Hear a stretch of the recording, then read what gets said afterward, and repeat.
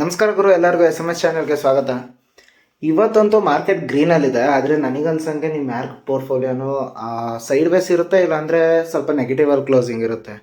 ಯಾಕೆ ಅಂದರೆ ಇವತ್ತು ಚೆನ್ನಾಗಿ ಪರ್ಫಾರ್ಮ್ ಮಾಡಿರೋದು ಕೆಲವೊಂದು ಕಂಪ್ನೀಸು ಮತ್ತು ಕೆಲವೊಂದು ಸೆಕ್ಟರ್ ಮಾತ್ರ.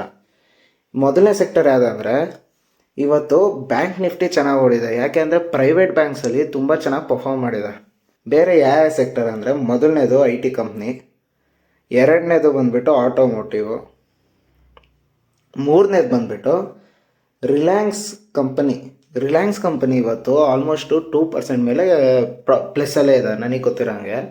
ಯಾಕೆ ಅಂದರೆ ಇವತ್ತಾದ್ರೂ ರಿಸಲ್ಟ್ ಔಟ್ ಆಗುತ್ತೆ. ಜಾಸ್ತಿ ವೇಟೇಜ್ ಇರೋದು ಈ ಮೂರಲ್ಲೇ, ಮೂರು ರಿಲೇಟೆಡ್ ಜಾಸ್ತಿ ನಿಫ್ಟಿಲಿ ವೇಟೇಜ್ ಇರೋದು. ಅದಕ್ಕೆ ಇವತ್ತು ನಿಫ್ಟಿ ತುಂಬ ಚೆನ್ನಾಗಿ ಪರ್ಫಾರ್ಮ್ ಮಾಡಿದೆ. ಯಾಕೆ ಪೋರ್ಟ್ಫೋಲಿಯೋ ರೆಡ್ ಆಗಿದೆ ಅಂತ ಇದ್ದೀನಿ ಅಂದರೆ, ನೀವಿಲ್ಲಿ ನೋಡ್ಬೋದು ನಿಫ್ಟಿ 1% ಓಡಿದೆ. ನೀವು IT ಕಂಪ್ನಿ ನೋಡಿ, IT ಕಂಪ್ನಿ 1.75% ಏರಿದೆ ಇವತ್ತು. ಜೊತೆಗೆ ನಿಫ್ಟಿ ನೆಟ್ 50 ನೋಡಿ ನೆಗೆಟಿವ್ ಇದೆ. ಮಿಡ್ ಕ್ಯಾಪ್ ನೋಡಿ, ಮಿಡ್ ಕ್ಯಾಪು ನೆಗೆಟಿವ್ ಇದೆ. ಮಿಡ್ ಕ್ಯಾಪ್ 50 ನೋಡಿ, ಮಿಡ್ ಕ್ಯಾಪ್ 15 ನೆಗೆಟಿವ್ ಇದೆ. ಎನರ್ಜಿ ನೆಗೆಟಿವ್ ಇದೆ. ಬೇರೆ ಕಂಪ್ನೀಸು ಮತ್ತು ನಿಫ್ಟಿ ರಿಯಾಲಿಟೀಸು 1.3% ಪ್ಲಸ್ ಇದೆ. ಮತ್ತು FMCG ಪ್ಲಸ್ ಇದೆ, ಮತ್ತು ಎನರ್ಜಿ ಮೈನಸ್ ಇದೆ, ಮತ್ತು MNC ಮೈನಸ್ ಇದೆ, ಮತ್ತು ಫಾರ್ಮಸಿ ಮೈನಸ್ ಇದೆ. ಇದಕ್ಕೋಸ್ಕರ ಅಂತ ಇದೆ ಇವತ್ತು ತುಂಬ ಜನದ ಪೋರ್ಟ್ಫೋಲಿಯೋ ತುಂಬ ರೆಡ್ ಆಗಿರುತ್ತೆ, ಇಲ್ಲಾಂದರೆ ಸೈಡ್ ವೇಸ್ ಇರುತ್ತೆ. ಜೊತೆಗೆ ಇನ್ನೊಂದು ದೊಡ್ಡ ನ್ಯೂಸ್ ಏನಂದರೆ, ಇವತ್ತು ಬೆಳಗ್ಗೆಯಿಂದ ಡೌ ಜೋನ್ಸು ಮತ್ತು ನ್ಯಾಸ್ಡ್ಯಾಕು ಕೆಳಗೆ ಇದೆ. ಈ ನ್ಯಾಸ್ಡ್ಯಾಕಲ್ಲಿ ನೋಡ್ಬೋದು ನೀವು, ನ್ಯಾಸ್ಡ್ಯಾಕಲ್ಲಿ ಆಲ್ಮೋಸ್ಟ್ ಎಲ್ಲ ರಿಲೇಟೆಡ್ ಕಂಪ್ನೀಸೇ ಇದೆ. ಈಗ ಫುಲ್ ಏಷ್ಯನ್ ಸ್ಪೆಸಿಫಿಕ್ ಮಾರ್ಕೆಟಿಗೆ ಹೋದರೆ, ಏಷ್ಯನ್ ಸ್ಪೆಸಿಫಿಕ್ ಮಾರ್ಕೆಟಲ್ಲಿ ನೀವು ಇಲ್ಲಿ ನೋಡ್ಬೋದು ಜಪಾನಲ್ಲಿ ಎಷ್ಟು ಕೆಳಗಿದೆ ನೋಡಿ. 2%, 4%, 2%, 3% ಆ ಥರ ಫುಲ್ಲು ಡೌನ್ ಇದೆ. ಚೈನಾದು ಅಷ್ಟೇ 5%, 3% ಆ ಥರ ಬಿದ್ದೋಗಿದೆ. ಮತ್ತು ಹಾಂಗ್ಕಾಂಗ್ ಮಾರ್ಕೆಟ್ ನೋಡಿ, ಹಾಂಗ್ಕಾಂಗ್ ಮಾರ್ಕೆಟು ರೆಡ್ಡಲ್ಲಿದೆ. ಸೌತ್ ಕೊರಿಯಾ ಮಾರ್ಕೆಟ್ ಅಂತೂ ಕೇಳಂಗೆ ಇಲ್ಲ, ಫುಲ್ ರೆಡ್ ಆಗಿದೆ. ಜೊತೆಗೆ ಇಂಡಿಯಾದು ಯಾಕೆ ಗ್ರೀನಲ್ಲಿದೆ ಅಂದರೆ, ನೀವಿಲ್ಲಿ ನೋಡ್ಬೋದು ಸೌತ್ ಕೊರಿಯಾ ಮಾರ್ಕೆಟ್ ಇದೆಯಲ್ಲ, ಒಂದು ವರ್ಷದಿಂದ ಇಷ್ಟೊಂದೆಲ್ಲ ಓಡಿದೆ. ಒಂದು ವರ್ಷದಲ್ಲಿ ಇಷ್ಟೊಂದೆಲ್ಲ ಓಡಿದೆ.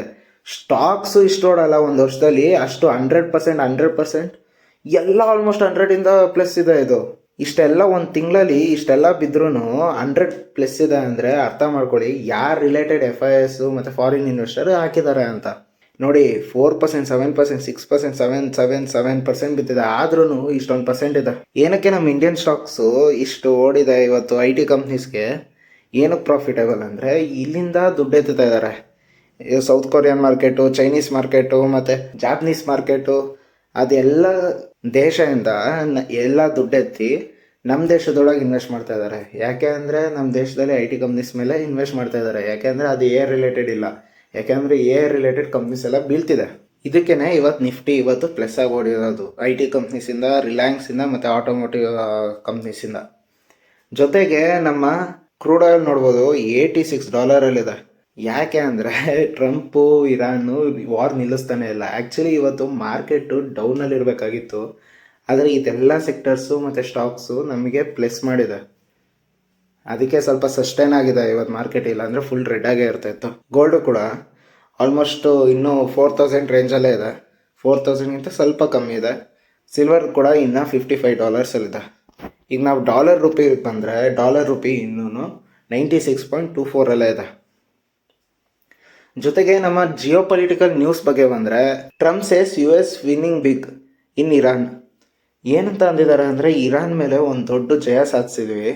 ಜೊತೆಗೆ ಇಲ್ಲಿ Venezuela as a blueprint of strategy. ಇಲ್ಲಿ ಒಂದು ಇಂಪಾರ್ಟೆಂಟ್ ವಿಷಯ ಏನಂದರೆ, ವೆನೆನ್ಜುಲಾನ ಒಂದು ಸ್ಟ್ರಾಟಜಿಯಾಗಿ ಯೂಸ್ ಮಾಡ್ಕೋಬೇಕು ಮುಂದೆ ಅಂತ ಇದ್ದಾರೆ.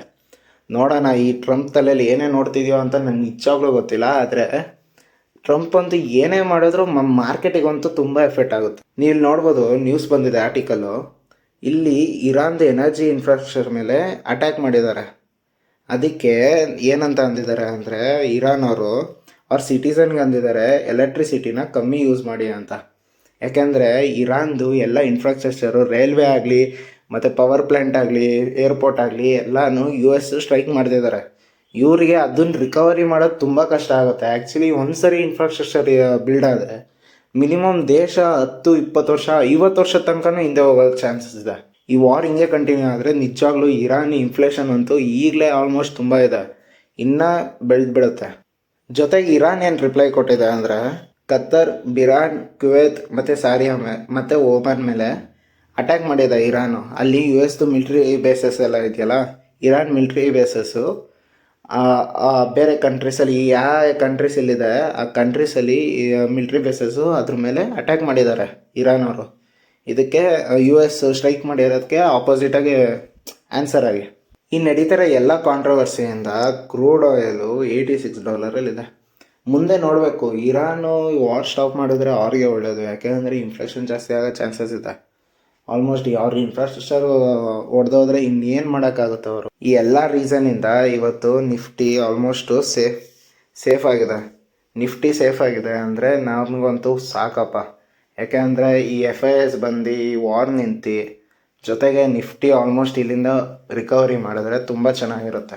ಜೊತೆಗೆ ಇವತ್ತು ಫ್ರೈಡೇ ಆಗೋದ್ಕಿಂತ ಇವತ್ತು ಮಾರ್ಕೆಟ್ ಕ್ಲೋಸ್ ಆಗಿದೆ. ಸ್ಯಾಟರ್ಡೆ ಸಂಡೇ ಏನಾಗುತ್ತೋ ಗೊತ್ತಿಲ್ಲ. ಸ್ಯಾಟರ್ಡೆ ಸಂಡೇ ಟ್ರಂಪು ಮತ್ತು ಇರಾನು ಇನ್ನೂ ಜಗಳ ಮಾಡ್ಕೊಂಡ್ರೆ ಮಂಡೇ ನಿಜವಾಗ್ಲೂ ನೆಗೆಟಿವ್ ಆಗಿ ಓಪನ್ ಆಗುತ್ತೆ. ಮೆಜಾರಿಟಿ ಆಫ್ ಜಗಳ ಬಂದುಬಿಟ್ಟು ಸ್ಯಾಟರ್ಡೆ ಸಂಡೇನೇ ಆಗೋದು. ನಿಮ್ಮ ಅಭಿಪ್ರಾಯ ಏನು? ವಾರ್ ನಿಲ್ಲುತ್ತಾ ನಿಲ್ಲಲ್ವಾ ಮತ್ತು ಮುಂದೆ ಏನಾಗ್ಬೋದು ಅಂತ ಕಮೆಂಟ್ ಸೆಕ್ಷನಲ್ಲಿ ಅನ್ನಿ. ಈ ವಿಡಿಯೋ ನಿಮ್ಗೆ ಇಷ್ಟ ಆಗಿದರೆ ಲೈಕ್ ಮಾಡಿ, ಸಬ್ಸ್ಕ್ರೈಬ್ ಮಾಡಿ. ಸಿಗೋಣ ಮುಂದಿನ ವಿಡಿಯೋದಲ್ಲಿ.